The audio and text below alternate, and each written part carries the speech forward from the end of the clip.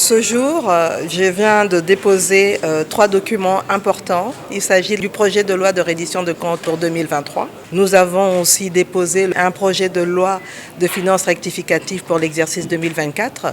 Le troisième document qu'on a déposé, comme vous l'avez dit, c'est le projet de loi de finances pour l'exercice 2025.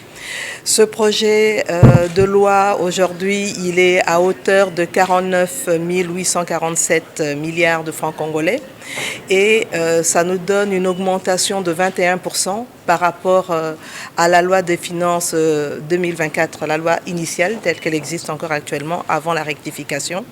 Et essentiellement, nous avons tenu compte de l'évolution d'un point de vue économique, tenant compte des chocs externes qui nous impactent à travers la guerre en Ukraine, la guerre au Moyen-Orient, mais aussi au niveau des chocs internes, avec notamment la guerre à l'Est, injustement imposée.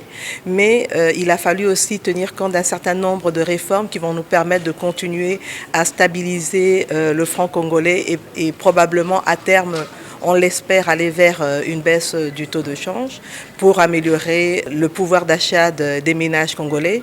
Il était important aussi de mettre un accent sur les investissements. Et donc on a une augmentation au niveau des investissements de plus ou moins 14%, ainsi qu'une augmentation des ressources allouées à l'agriculture, 13% pour l'agriculture.